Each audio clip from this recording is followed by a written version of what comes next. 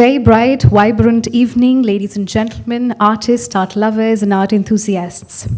I welcome you all on behalf of Chandigarh Lalit Kala Academy and the Shergill Sundaram Arts Foundation to a rendezvous with the extraordinary, an evening that definitely promises to weave the fabric of imagination and stir the depths of artistic passion.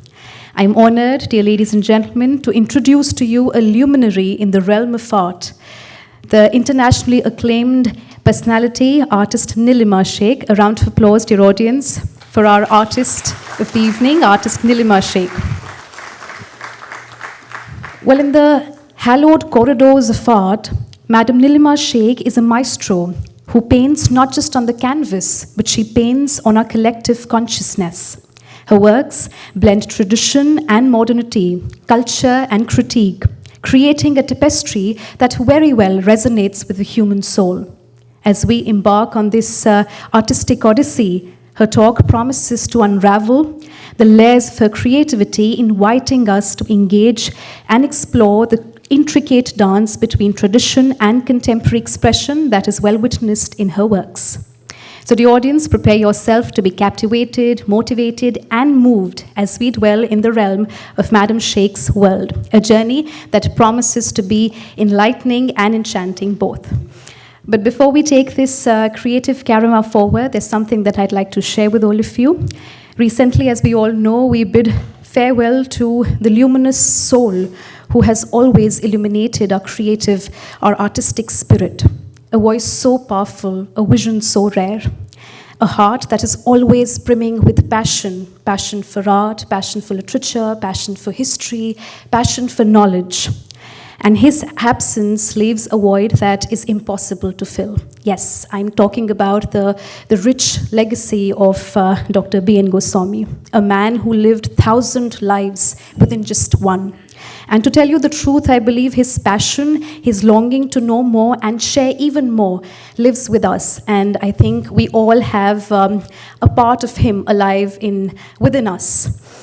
And I request all of you to observe 1 minute of silence, a silent tribute to the light that may have dimmed in the physical realm, but is always shining very brightly in our hearts. I'll request all of you to kindly rise as we observe a moment of silence for the departed soul.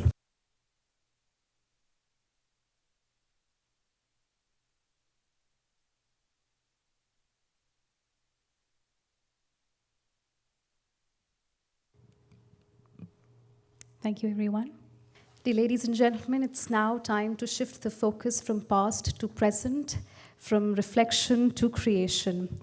With flowers in hand and admiration in our hearts, let's present a floral welcome to our artist of the evening, Madam NILIMA SHEIKE. I'll request Sri B. Malhotra, Chairman, Chandigarh Lalit Kala Academy, and Madam Latika Gupta to come forward and present a bouquet of flowers to Madam NILIMA SHEIKE. Dear audience, you can all join us in welcoming her with your round of applause.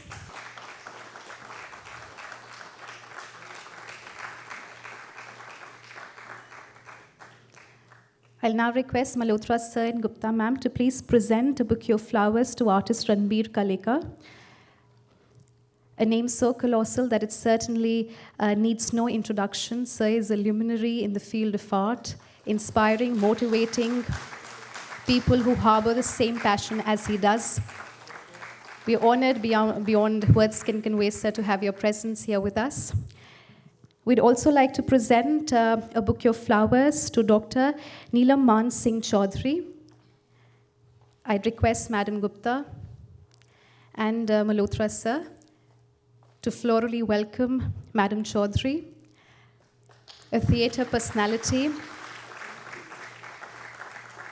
We are honored to have you here with us, ma'am. Thank you so much. The audience, I will now invite on stage Madam Jagtej Kaur, Chairperson, Department of Art History and Visual Arts, Punjab University, to deliver the welcome address and set the tone for an evening that is filled with vigor and creative excellence. Madam, can we have you on stage, please? Good evening, ladies and gentlemen. We welcome you to the closing event of the Kasoli Arts Center exhibition that is on display at the Museum of Fine Arts in Punjab University. The exhibition was inaugurated on 16th October by Professor Renu Wig, Honorable Vice Chancellor, Punjab University, in the presence of the guest of honor, Dr. B.N. Goswami, whose was the vision in associating Punjab University with the Kasoli Art Workshop, in the process adding the finest modern Indian artists' works in the collection of the museum. Unfortunately, we lost this doyen of art on 17th November, a month into the exhibition, turning the exhibition into a tribute to Dr. Goswami and Vivan Sundaram, both greats of art history and art in India. This exhibition, while being a tribute to them, is also our own humble endeavor to carry forward their great legacy. The exhibition, which closes tomorrow, that is on the 4th of December, is a must-see, and I urge all those who have not been there yet to kindly take time out and come and see it. I can assure it will be worth your while. Today, we are privileged to have with us Miss NILIMA SHEIKE, one of doyens of Indian art, who through her art has brought forth a nuanced rendering of the past and present, mythology and modern history, feminist concerns, and issues of violence, migration, and loss. Born to doctor parents in 1945, NILIMA SHEIKE's early interest in art was sparked by Kanwal and Devyani Krishna, who taught at her school. This propitious beginning led to her admission at MS University's Faculty of Fine Arts after having studied history in Delhi. While studying painting at Baroda, she was influenced by K.G. Subramaniam and Ghulam Muhammad Sheikh. NILIMA SHEIKE's art practice draws upon craft and folk art traditions, miniature and manuscript paintings, Persian and Central Asian art, pre-Renaissance European paintings, tempera paintings. She has also collaborated with traditional paper stencil artists from Mathura for over 2 decades. Her work has a figurative narrative structure, with text being incorporated into it as well, enriching the visual with illusions of the textual and song. She has worked with tempera on handmade paper, on canvas and board, and her scale has gone from the small, reminiscent of miniature painting, to vertical scrolls, theater sets, screens, and the shamiana. NILIMA SHEIKE has written on art in books and journals and catalog essays, and also illustrated books for children. She has lectured on art in India and internationally. Earlier this year, she was selected as the Mittal Institute's inaugural Distinguished Artist Fellow at Harvard University. She started exhibiting in 1969 and has done so prolifically in India and around the world.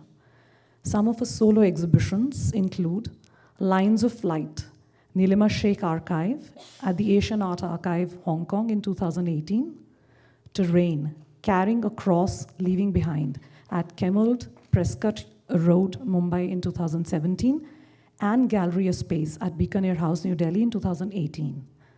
Each Night, Put Kashmir in Your Dreams at the Art Institute of Chicago in 2014, as well as in India at the Lalit Kala Academy and in Bombay. The Country Without a Post Office, reading Aga Shahid Ali, again at Gallery Kemmeld in 2003, to name just a few.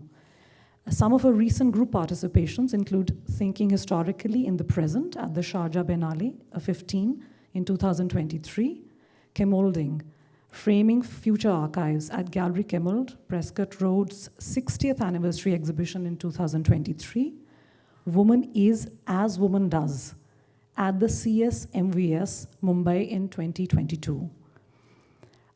Miniature 2.0, Miniature in Contemporary Art at Istanbul in 2020, and the Seismic Movements at the Dhaka Art Summit in 2020 and at Kochi in 2018. Now, I invite on stage our artist of the evening, Ms. NILIMA SHEIKE, and to take forward the conversation with her, I also invite Ms. Latika Gupta. Over to Latika Gupta. Thank you so much. Thank you so much, Professor Grewal, for a very rich introduction. And many of the things that Professor Grewal spoke about are going to be discussed today. NILIMA SHEIKE is going to be taking us through her work across the decades, jumping back and forth between chronology. But the occasion for this talk is really the Kasoli Art Center that was set up in 1976 by the artist Vivan Sundaram at his family home, Ivy Lodge in Kasoli, that was bequeathed to him and his sister Navina Sundaram by their mother, Indira Sheikhe. NILIMA had been a part of the workshops till they came to a conclusion in 1991. And at the beginning, we are going to be speaking about that as well. The exhibition is open till the end of day tomorrow for those of you who haven't seen it, so it will be lovely if you do. To begin, NILIMA will speak, and then we'll have a conversation about her work with images. I'm in Chandigarh after many years. I regret having been away for so long from the Karma Bhumi of Professor P.N. Goswami. My ardent salutations to his memory. Now I think we go on to the Kasoli Art Center, and I'll talk about the exhibition a little bit as we talk, which I've only seen today. There's a lot of pleasurable nostalgia that I have to shift when I try to talk about Kasoli Art Center, or just Kasoli as it came to be known amongst us friends. They were, for me, three pleasurable occasions when I stayed and worked with other people, friends who became friends, friends and those who became friends, visual artists, creative people from other fields. Every summer, Ivy Lodge, Vivan's home, would brim over with all kinds of creative practitioners. This is all too clearly and beautifully put across in this exhibition that is on at the museum. So I'm just, actually, this is just a notation for those who haven't been there. First of all, before we talk about what happened at the Kasoli Art Center, we need to understand that this was entirely the initiative of one person, artist activist Vivan Sundaram. It was his idea, his determination to turn his inherited home in the mountains into a hub of activity and energy, his careful planning to bring across sections of practitioners from inside and outside the country into this hub. His energetic organizational drive to pull apart and to remake infrastructure. Of course, there were partners in the project, those who were inspired by his ever-expanding vision of a space where interconnected creativities could emerge in this beautiful mountain environment. It would flow, erupt, be hammered out in an idyllic home and its multifunctional outhouses and open spaces. At the edge of the mountain, where the lights of Chandigarh could be seen sparkling when the sky went dark. Vivan's vision could be realized only with the pioneering support of the Fine Art Museum of the Punjab University at Chandigarh, which then became not only the financial support of this enterprise, but over the years has become the repository of art made at the Kasoli Art Center, which can be seen in the comprehensive exhibition. The exhibition details the interactive public nature of the annual events, as well as allows artists to be privy to the in-house discussions and the preparatory processes of the works of art and productions and festivals. This is unusual. It's not something that that the public as well as the private is available for everyone to participate in. Not least the fun and private sides within the community at Ivy Lodge. The enterprise of the artists camp or workshop was not a new one. Indeed, in India, the so-called, we used to call them camps in the old days, was one of the important reasons why the community of visual artists across the country remained a close-knit community, despite several argumentative differences of all kinds. The first of these camps was initiated at the behest of sculptor Shankhu Chaudhary at Gandarbal in Kashmir, and was then for several years run by the J&K state government. There were others later. The difference here was that it was initiated and developed hands-on by an indefatigable artist who opened up his own private home. It grew to expand in many directions, which the exhibition explores. Evening pre-dinner discussions led to more formal seminars. Improvisatory enactments to full-fledged theatric performances on stages made or even on their being brought down, while they were being brought down.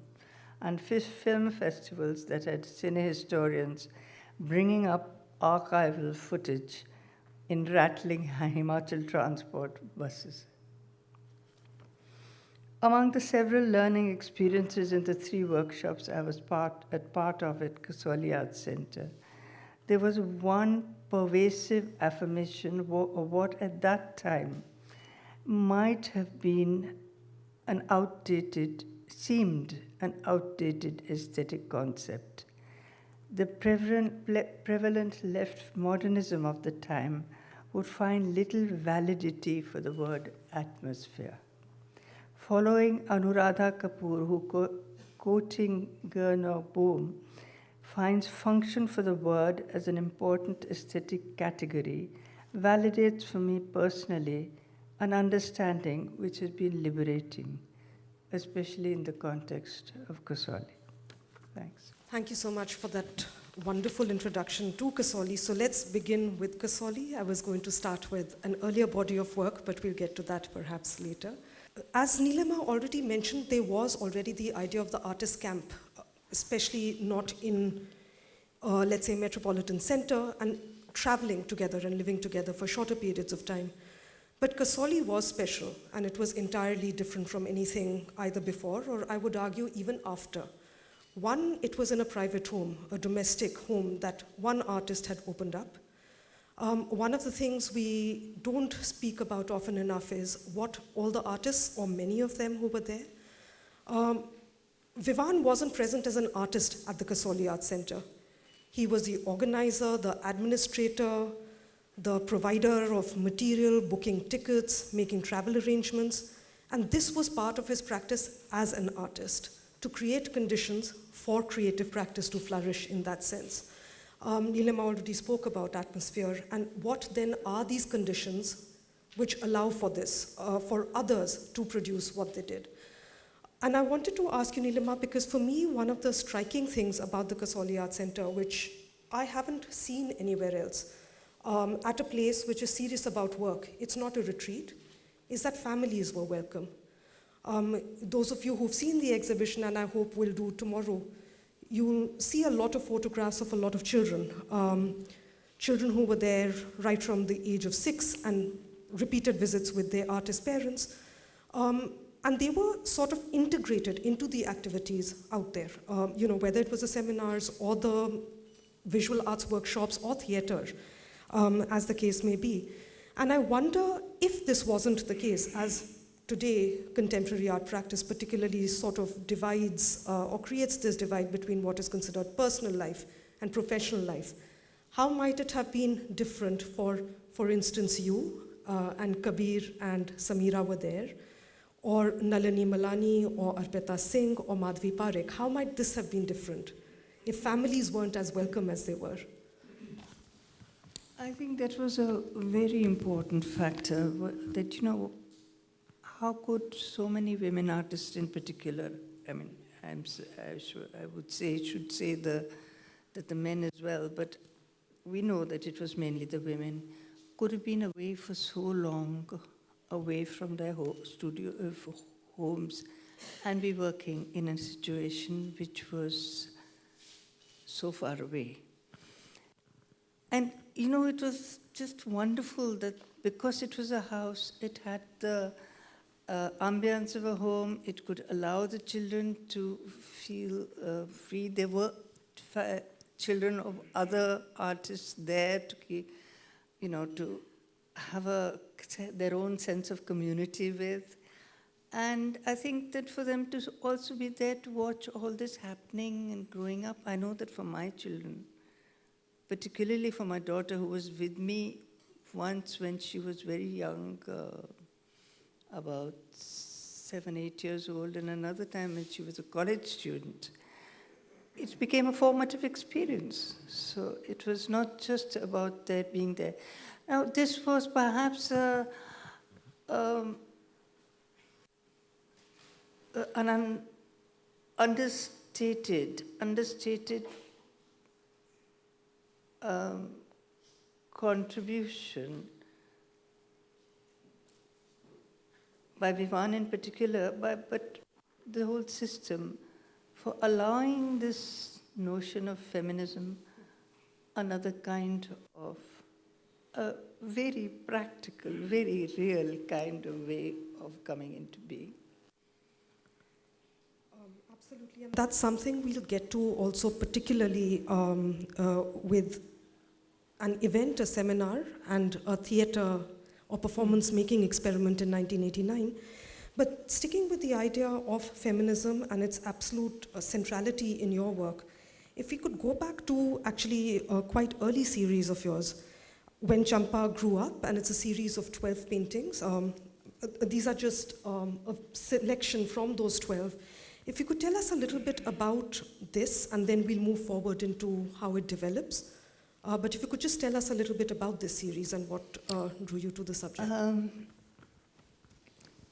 At the time, there was already quite a lot of ferment amongst feminist circles in metropolitan cities like Delhi and Bombay, perhaps even Chennai, about this phenomenon that it came to be known as dowry deaths.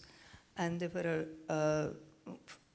was an agitation of beginning. The press was being able to talk about these things. But in a place like Gujarat, this was still not talked about very much. So for me, when something like this, when a girl was burnt alive, a girl I knew, whom my children had played with, was burnt alive by her newly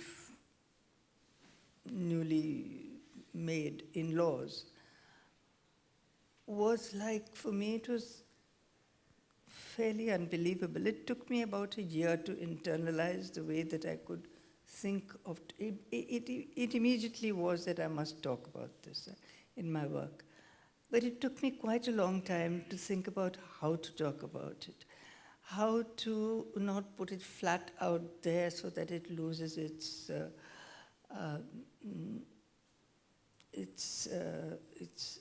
I mean, there was a fragility in the notion that I didn't want to disturb. So the notion of making a series of paintings, more or less like a pata or a book to be read, one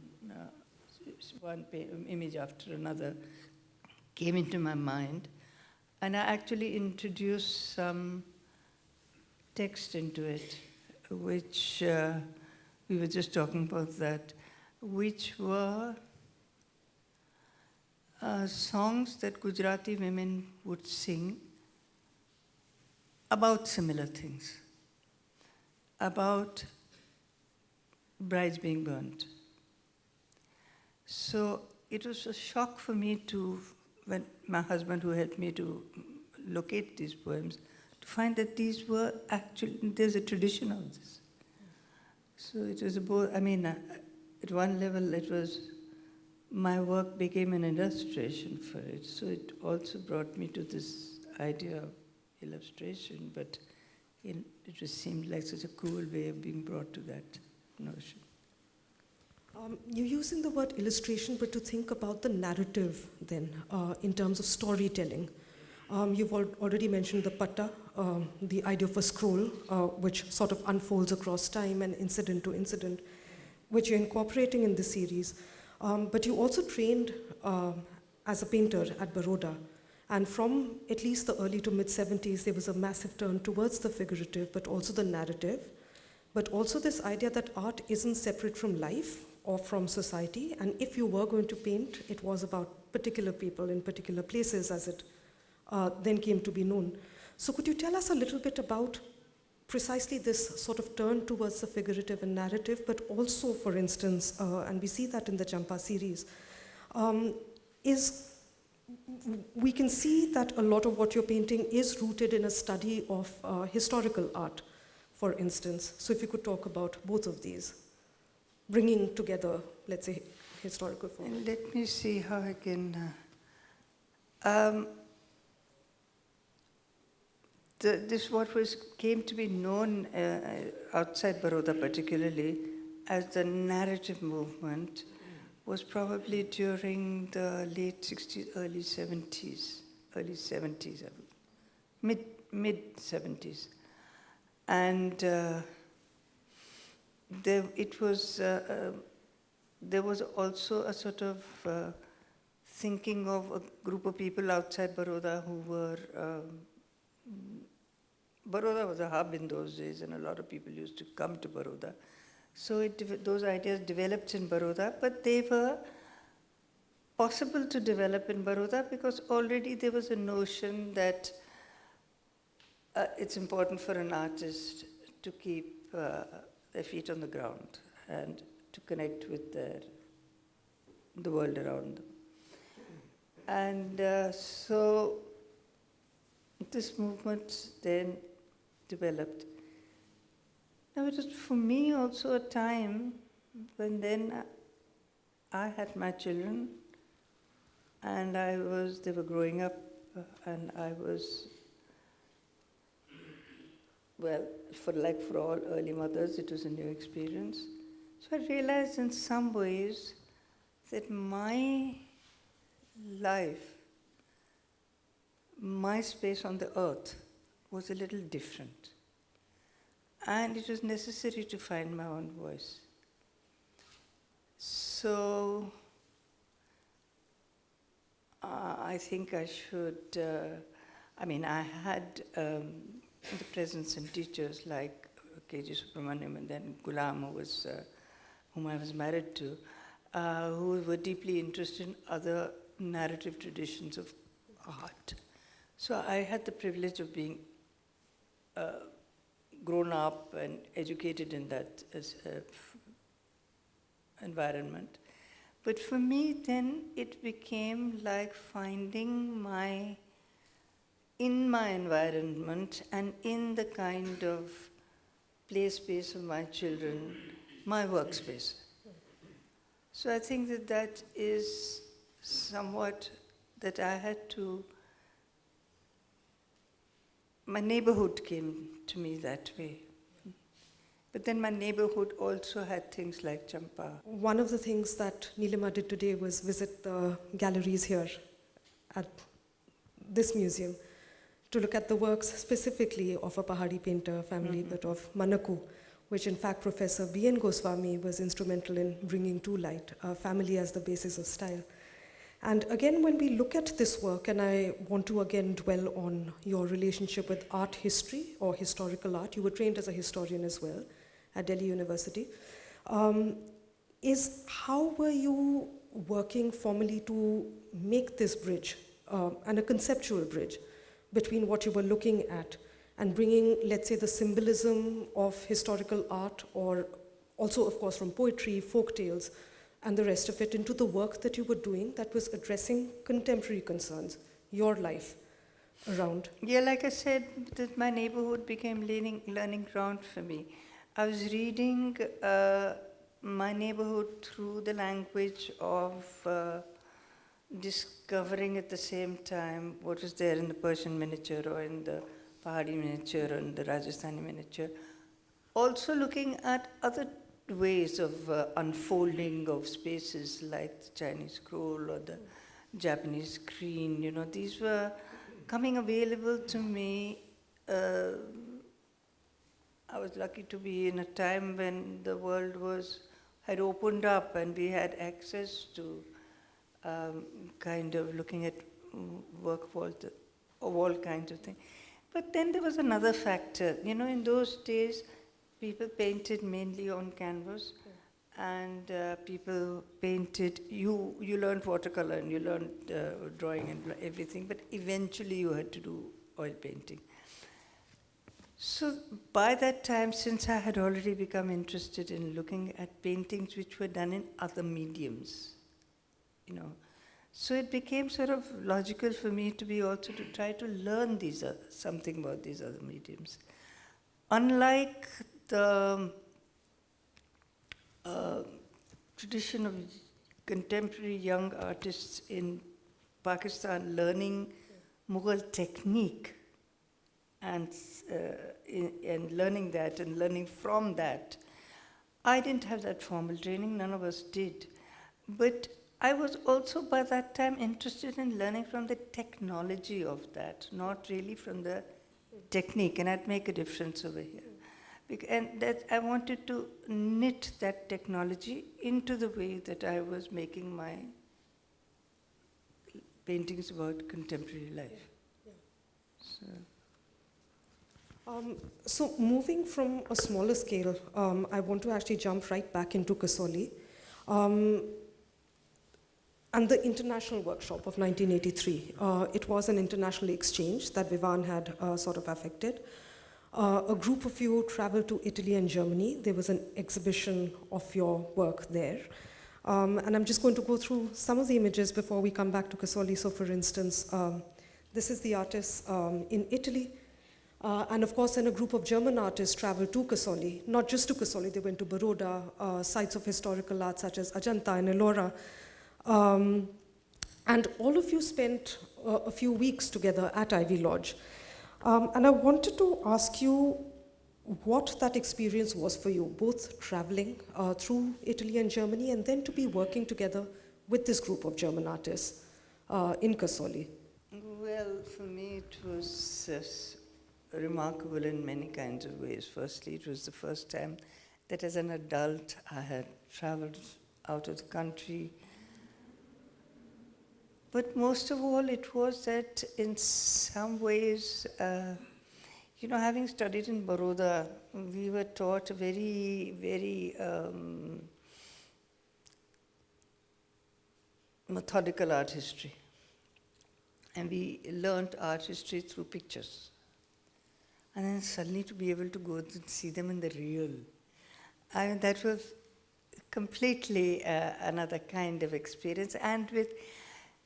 And to see them with people who cared about them in the same way as you did, with it just happened that besides Arvid Gorela, who was one of the, many of the other German artists were as interested in it, looking at it at Italian painting as, say, I was. And the other thing they were so surprised about is that there were the German artists, that they were so, they couldn't understand how we knew all these artists. It was because of the course that we'd gone through, and because for them, they were only being in the kind of, it was still not postmodern, modernism, postmodern, they yet hadn't come back to begin to look at their own pre-Renaissance art in any great, with any great attention. So it was from them also, it was a discovery, and so that was wonderful sharing, absolutely wonderful. But also, and that film is at the exhibition as well, called Summer Guest, that Navina Sundaram made for German broadcast television. Is also this encounter, precisely what you just said, that almost, and I'm putting this brashly, sort of a realization that Europe is provincial or parochial in a way. the inability to know a world beyond itself as such as well. But again, you've spoken also at other occasions about what it meant to be in a place with as much intensity as Kasoli, where you would be working, but there would be seminars as well, and a lot of the international artists were showing work. Of course, arguments in the most productive sense of... Absolutely, and it was these pre-dinner and post-dinner discussions that actually helped one express oneself, learn from others, and more than anything else, you know,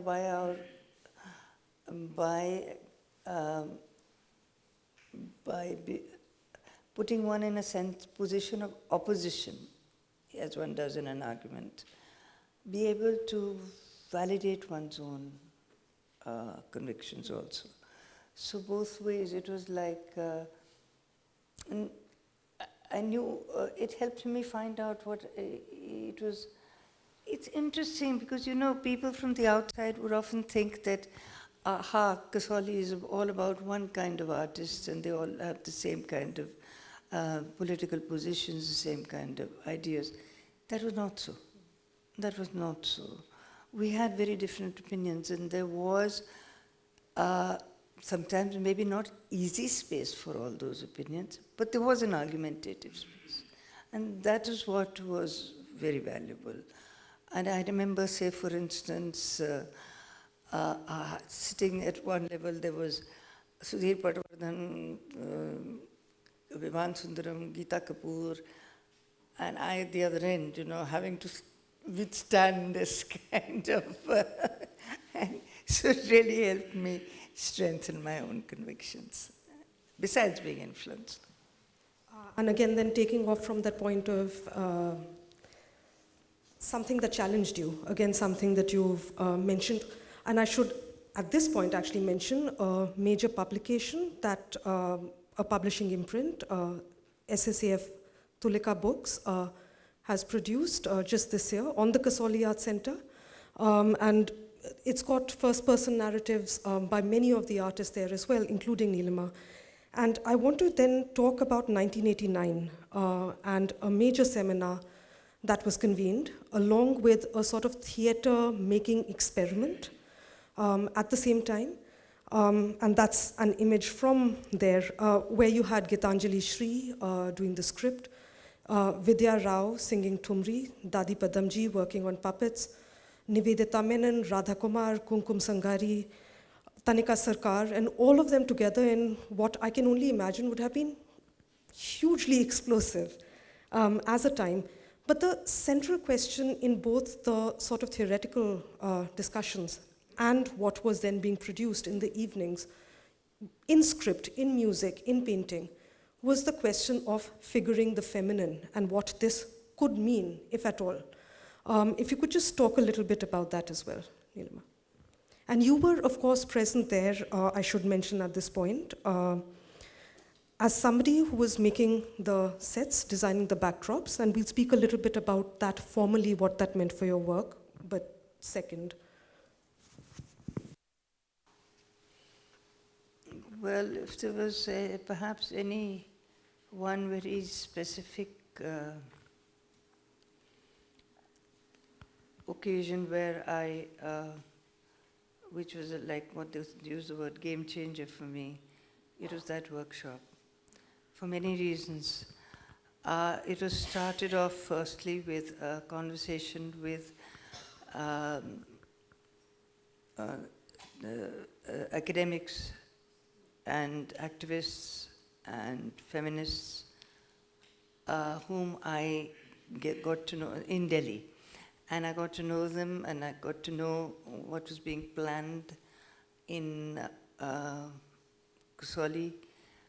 And for the first time, I felt that a kind of growth of my own ideas, as well as a sense of bonding that I had not been able to feel till then, because living in a town like Baroda was different. And so this was, it was very a fundamental change in the way that I began to think of my work and think not just of my work, but of the world around me. But there was there were several other ways, and one was that I'd always been interested in theatre, but from the outside. Now to be there in the theatre and to understand that creation here has quite another meaning for me, which again became for me, the whole collaborative nature of theatre making was something that I had not experienced. I would not have been able to experience without being part of the theatre. To have to paint something and to have it remade by the performer in front of it was a marvelous experience. For the actor, perhaps the fear of having the painted backdrop coming in the way of their thing. So I think it was this kind of additive process that creation need not be only about framing something, but it can be about adding things on and developing something. So that for me, I was already coming to those ideas, and then of course the next thing is scale. What theatre could do, nothing else had done for me so far. So I was always interested in working on a large scale, and this gave me an opportunity that nothing else would have. But then, working in Kasoli with scale was a very, kept me right to the size that I could be in that vast open area. One day I'll do something that I feel I can place in Kasoli, but that's some way off. The photograph that you see out here were the two performance spaces at the Kasoli Art Center. So the sunken area called the pit, and you see one of Nilima's backdrops in process, and that was the slab where the rehearsals and the performances would happen. And the idea of scale that Nilima is referring to is really a drop behind that railing out there, and on a clear day you see Chandigarh and Ambala and the lights out there in the valley. So to produce a set or a backdrop, that is the scale that you were working in, to be imagining that. You've also elsewhere written and spoken about the collaborations that emerge from this. If you could tell us a little bit about Vivadi, because you continued then with working with the theatre and making sets, and the idea of three-dimensionality then in your work. And of course, this is a set that you designed for Umrao. Yeah, designing for theatre, whether it was painting or just designing, was took me to, like I said before, to the root of collaborating, that nothing you do is yours. And I think that was very, very important. I mean, the whole notion of being able to invent something changed with that. Because everything you were doing was an interacting position. I like then to take that into my other ways of practicing also. I try to work with people whom we call craftsmen, but craft artists, maybe one should say, and to create a collaborative mural with them. I also work with a stencil maker very often, so I like to imagine and kid myself into thinking that's some kind of collaboration as well, because I'm using their worldview and bringing into mine. I know it's a slightly lopsided collaboration, but nonetheless, it is only through this connection with Vivadi and theatre making that these things opened up for me, and I think became important. And from that, I'm actually going to go now into a subject that has been a major focus of your work through the years, and that is Kashmir. And you approach it through many ways. One, of course, the poetry of Aga Shahid Ali.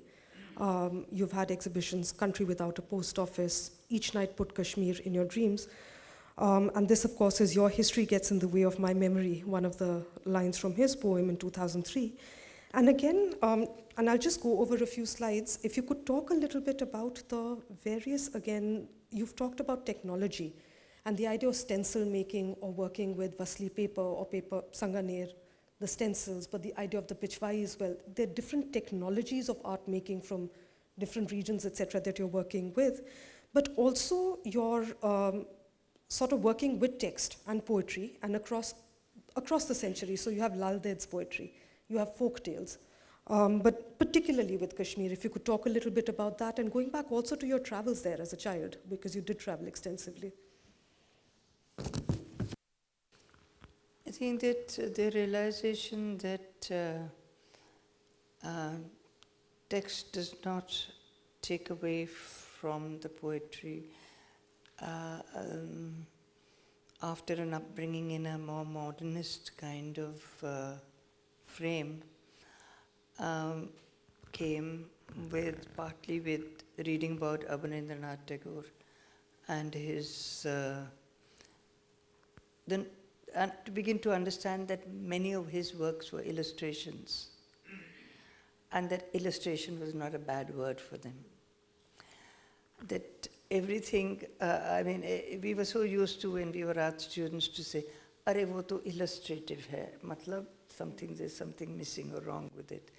But I came to understand that many of the artworks that I like best in the world are in some ways illustrations or have some basis in text, whether it's the life of Krishna, the life of Buddha, the life of Christ, so or many others. And this is only there is such an integral connection often with the written word, the spoken word, performed word. So I think that I was relieved to get over that guilt about. And I took on the idea of doing a whole exhibition based on, I use the word illustrating particularly, illustrating the poetry of Aga Shahid Ali, who in some ways had led me by the hand into trying to understand the present and past of Kashmir. And I had to learn my way because I was not trained as an illustrator. I couldn't take a subject and illustrate it. I had to find parallel ways in which I could crisscross with the text, back and forth, sometimes carrying one idea or one poem into the other painting. So maybe I was, one could say I was not literally illustrating, but I think that was for me learning how to, finding a way of doing my own illustration. And again, we see, I had these images up, Nilima, while you were speaking. Again, the scale, but also working in a spatial way, where the viewer doesn't just look, you move in between the paintings. And the front has, of course, these. And the verso had a lot of text, again, stenciled onto the surface and the painting itself. I also had a few images from this quite remarkable project of archiving your documents that the Asia Art Archive did. And if you could tell us a little bit about that. This, you said, was in fact a work made by the Pichwai painters. And you have this huge archive, and of course also working with pigments in different ways. So I'm just going to show a few images of the sort of things that Nilima works with, both as motive, technology as well, like you mentioned, but also just the geographical range. So I also know that you're deeply interested in, for instance, Tibetan Buddhist imagery, whether it's the technology of Tangka painting with brocade borders, or even the iconography that comes from different traditions of painting, let's say. So just to give you a sense of also the range of those motifs. And again, then tracing for stencils, clouds and fire, and tracing for stencils, different characters that find your way into paintings, and sometimes the same character repeats itself in many ways. But I also then, this series from 2011, Rozgar, which looks at craftspeople, but labor and the laboring body through the repetitive actions of making. And if you could tell us a little bit about that as well.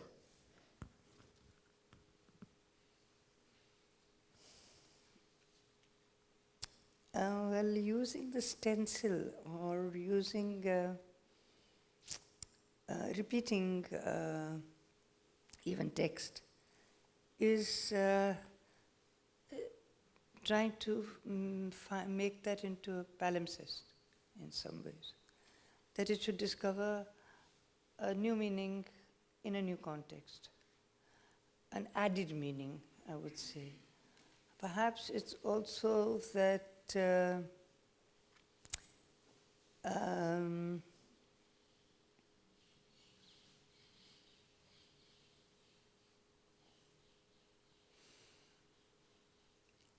of lost a little bit of the, we went through a big, now, well,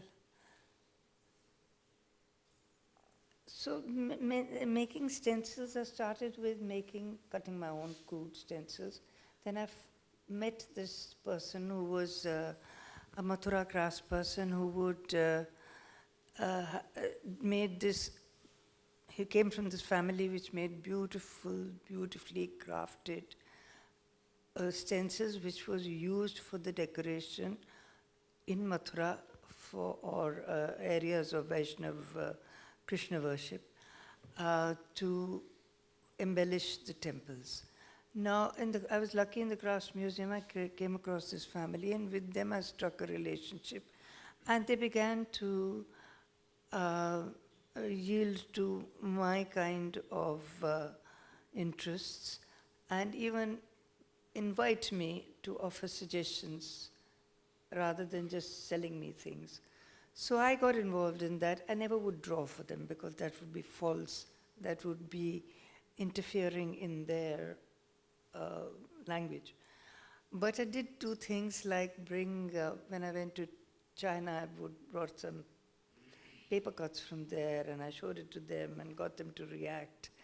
Or I would get, like, say, for instance, some of the things over here. Or they went to Agra and photographed some of the jalis there and then asked, introduced that to them. And it's interesting, he had his preferences. He quite liked the Chinese things. Anything that slightly, what he'd say, he thought tribal. So he was a Sharma in that sense. But so that's what I mean, that in some ways it was gratifying because there was some collaborative. He was also developing his likes and dislikes, and hopefully they will enter his language at some stage or the other. Interestingly, I believe he has made a large mural. I mean, they don't traditionally use these as objects, they use them as stencils, not as objects, but sometimes for interior decorative purposes, they use the objects itself. And somewhere he has used things that I have, which I'm totally delighted about. And I just wanted to go over, towards the end now, some of your more recent work, which continues this idea of making really an object that breaks away from what we think of conventionally as painting. And here I want to quote something which you've said often, and I'm quoting NILIMA out here. I think I am an artist because I am a painter, and not a painter because I'm an artist. And I think that is something that you're quite clear in specifying. You refer to yourself as a painter, which otherwise one would think of as a medium. And if you could just speak about that, because that's NILIMA in a work at Documenta. belies a sort of conventional or conservative idea of what it means to be a painter as well. Well, how should I put it?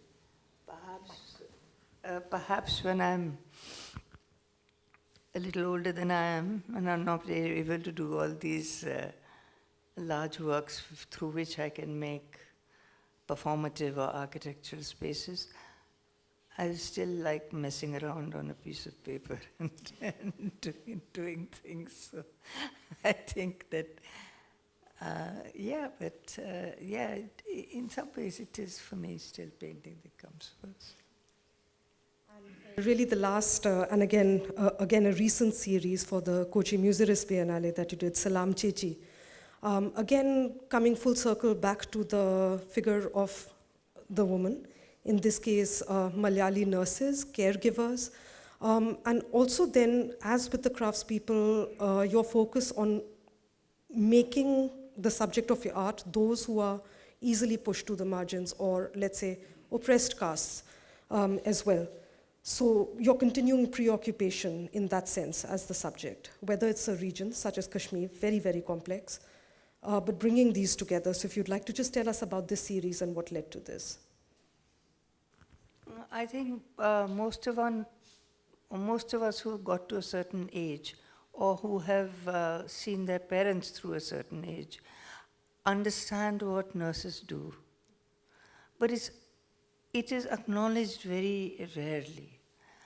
And I had parents who, fortunately for me, lived for many years. And so I had quite often to take them in and out of hospitals, or I had home care nurses coming over. And sometimes when my parents were recovering, I'd sit around drawing, and I'd draw them. But more than that, each time I was doing them, I was saying to myself, Salam, to the nurse. And one day I knew that I had to do a more substantial work. And because I was invited to the Kochi Biennale, which was in Kerala, I thought that is the right time to do it. But it's an ongoing series, it'll go on. And I just had this image with two books, one Safdar Hashmi's Sare Mausam Achhe, and Blue and Other Stories that quite literally Nilima illustrated with the paintings working alongside the text. If we could open it up to questions in a moment, but I'd actually like to invite Neelam Mansingh Chaudhary and Ranbir Kaleka, both of whom were also an integral part of the Kasauli Art Center workshops, to just speak very briefly. Ranbir, you were there till the early 80s, after which you left and went abroad. But if you could just speak a little bit about your time there and the work that you were making. And both of their work is in the exhibition as well, by the way. So you should go see it. Thank you. Yes, because, as you said, I was there only during the initial years, and then when some of the major things happened, I was already away. I was not in India at the time. But I can speak a little about what Kasauli did for me. After Chandigarh, I was in Patiala, and from Patiala I was invited over. So the first thing was that the conversation around painting, as Nilima said as well, was very different from what I was familiar with.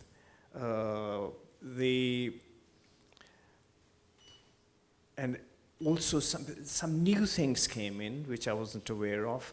For instance, art activism, I was not aware of it at all.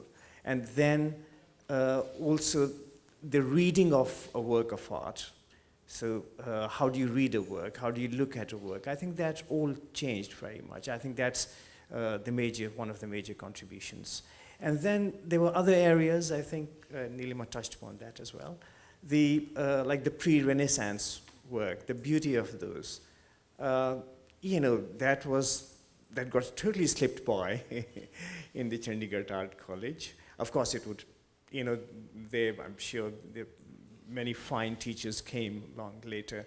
But this was not one area that I was familiar with. And then and then connecting different art traditions and different art worlds, like miniature painting and pre-Renaissance paintings. and how one tells stories differently, how they're narrative, both of them are narrative, but how they deal with time, for instance, and space. So this was one of the contributions. Another great thing was the different art forms like theater, cinema.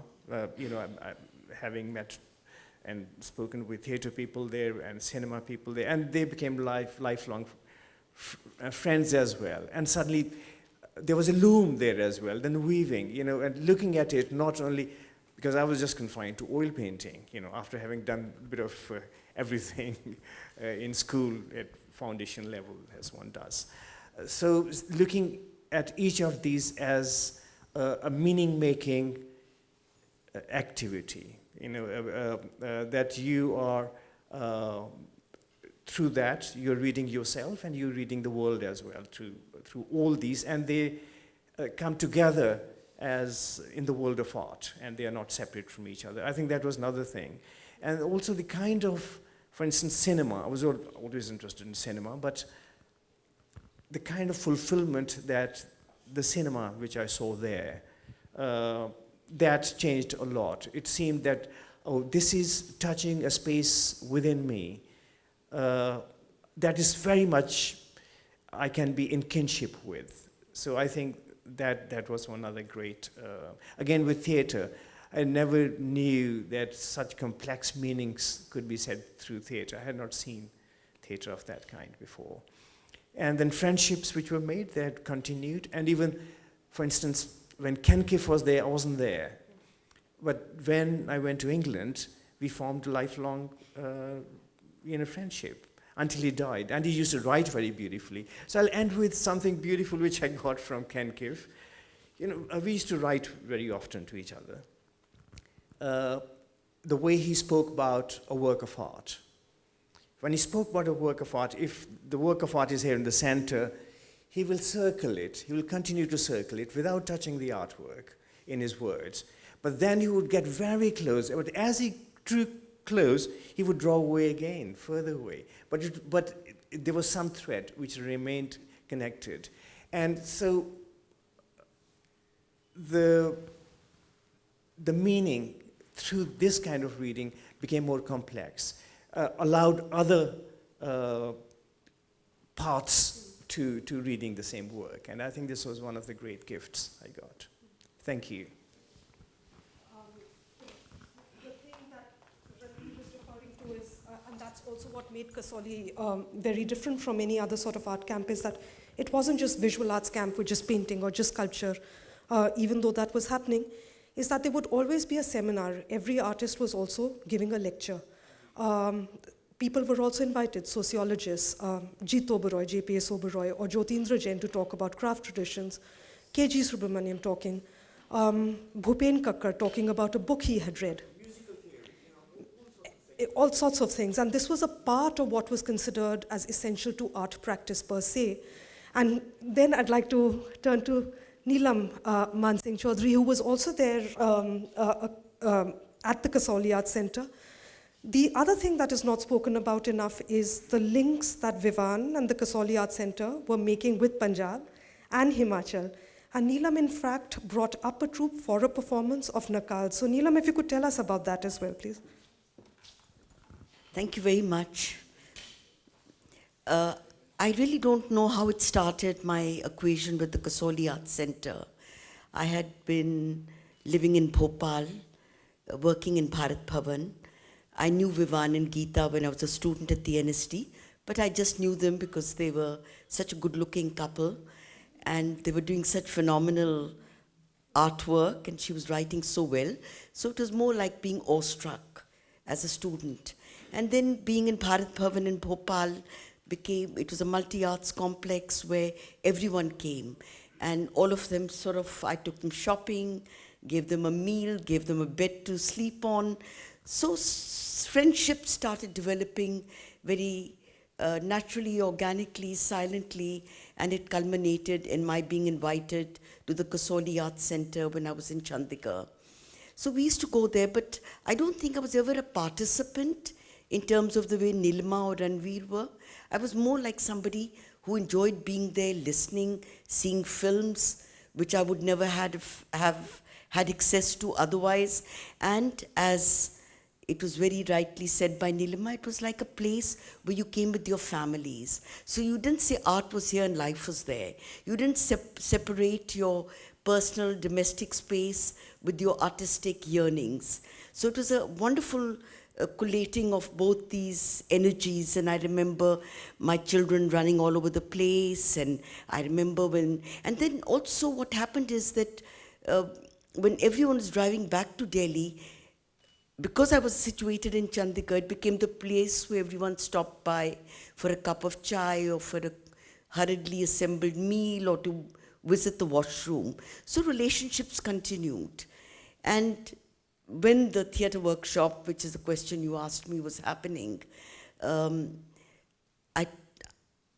was searching for a way of working, because most of us who went to drama schools were taught Western forms of training. You know, it was Stanislavski, it was Meyerhold. So I think this whole debate of trying to find a training process that was local, vernacular, regional, was affecting a lot of us working in different regions. You know, Ratan Thiyam was doing it in Manipur, Panikkar was doing it in Kerala. So I thought I'll do a similar experiment in Punjab. Of course, when I left Bharat Bhavan, I was teased that Punjab has no folk form. It only has Gitta and Bhangra. Forms that are very robust and very beautiful, but certainly not what I was searching for. Then I came across, after a whole series of trial and error, a group of nakals.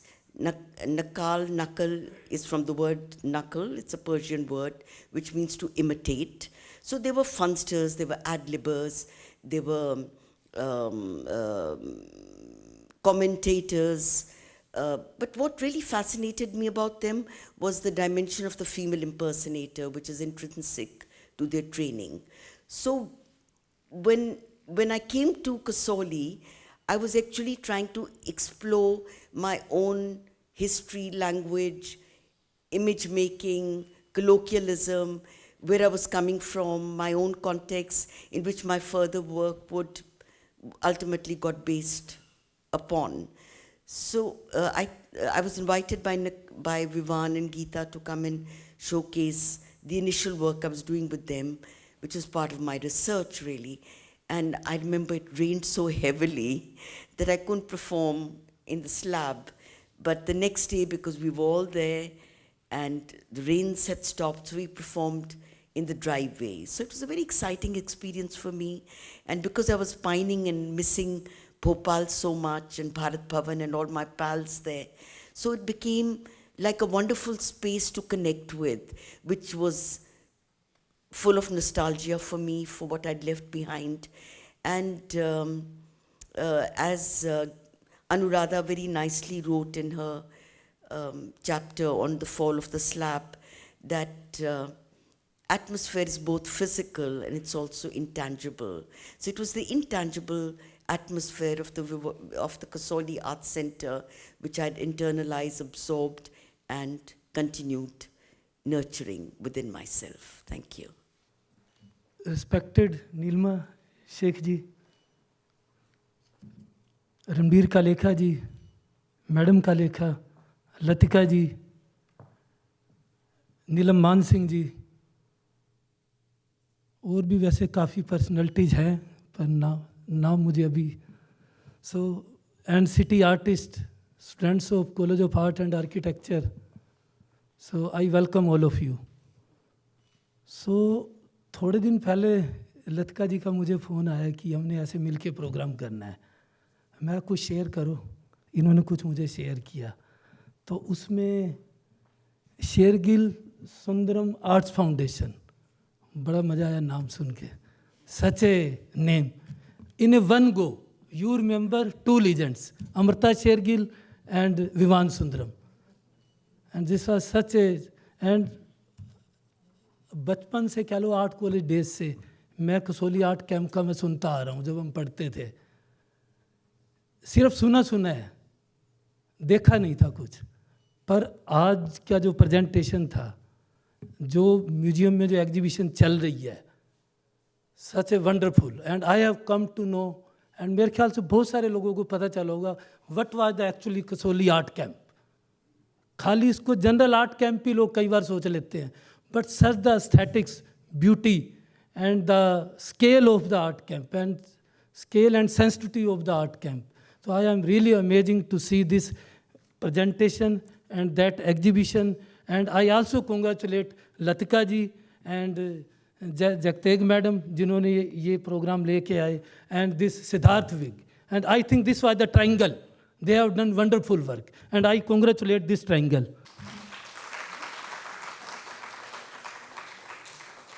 बाकी एक special comment होते हैं, एक सौरभ जी बैठे हैं यहाँ designer, उनको भी मैं स्पेशल कमेंट देना चाहूँगा।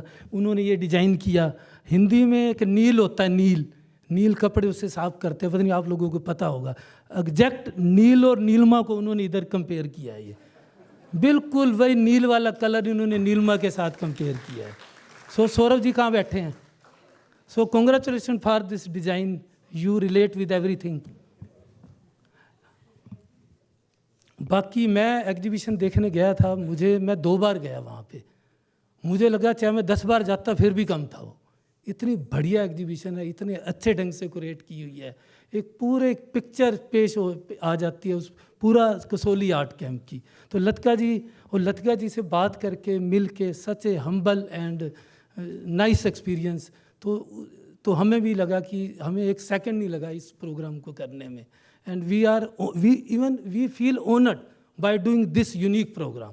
एंड इस तरह से भी मेरे ख्याल फर्स्ट टाइम हुआ है कि साथ साथ स्लाइड चल रही हैं, साथ साथ से इंटरेक्शन हो रहा है।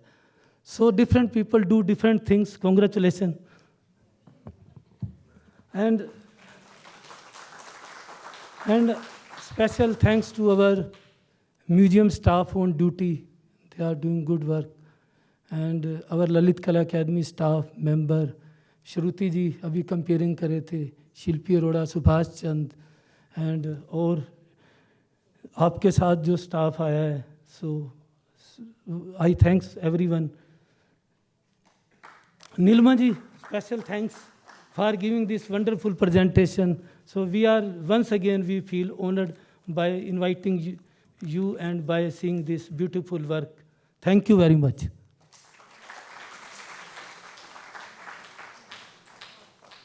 The audience, that was indeed one illuminating, inspiring, and engaging dialogue that has certainly triggered, sparked, and stirred a profound dialogue within each one of us. I'm so thankful for Madam Sheikhe for sharing with us her experiences, her insights, her works and words, and more so for allowing us to become part of her journey and for allowing us to step into her world of art and her artistic vision. We'll take a moment to extend our sincerest gratitude for gifting us this lovely evening packed with passion and purpose. So I'll request Shri Bhim Malhotra, Chairperson, Chandigarh Lalit Kala Academy, Shri Ravinder Kumar Sharma, Vice Chairman, and Madam Latika Gupta to present a memento as a token of our love and gratitude. Just to end, the exhibition is on until the end of day tomorrow, if any of you can come and see it. Thank you. We'll now have a group photograph. I'll request all the members of the Academy